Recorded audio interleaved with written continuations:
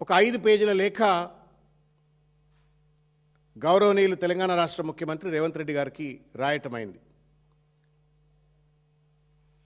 మీరు auto debit system ఏదైతే మీరు ప్రవేశపెట్టాలని ప్రయత్నం చేస్తూ ఉన్నారో అది పూర్తిగా కూడా రాజ్యాంగ విరుద్ధం, మోటార్ వెహికల్ యాక్ట్స్కు విరుద్ధం, రైట్ టు ప్రైవసీ యాక్ట్కు విరుద్ధం.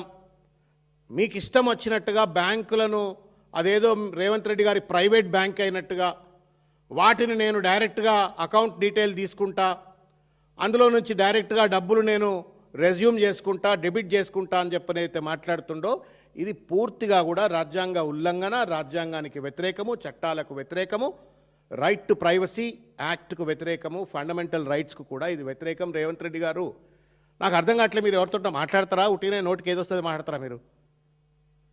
When you're talking, do you think or at least do you talk to somebody? ఏం మాట్లాడాలా, ఏం మాట్లాడొద్దు, ఏం పాలసీ ఎట్లా తయారు చేయాలా, ఓ కాన్సిక్వెన్షియల్ థింకింగ్ ఏమైనా ఆలోచిస్తారా లేదా? ఏది పడితే అది వచ్చేసి ఫట మాట్లాడేస్తారా? ఈ సినిమా ఇది బాలకృష్ణ సినిమా డైలాగ్ ఏదేమన్నా? బాలకృష్ణ సినిమా డైలాగా సార్ ఇది? It's a government, it's a policy. A policy is suppose to have the constitutional sanctity. ఎవడిచ్చాడండి అధికారం నీకు? నాకు చెప్పు ముఖ్యమంత్రి గారు. దేశానికి రాజువా నువ్వేమన్నా? క్రౌన్లెస్ కింగ్ అయింది? భారత రాజ్యాంగం ఏం లేదా? ఇష్టం వచ్చినట్టు మంది బ్యాంకులను మొత్తం లోబర్ చేసుకొని డబ్బులు వసూలు చేస్తావు. వీలవుతుందా? ప్రజెంట్ లాస్ అలౌ చేస్తాయా?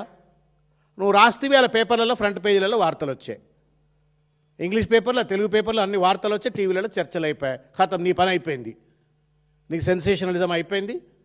పేపర్లో వార్తలు వచ్చినాయి, ప్రజల్ని మభ్యపెట్టాలా, అదిరించాలా, బెదిరించాలా? ఇది ఎక్కడ రాజకీయము? This is licensed extortion Revanth Reddy గారు.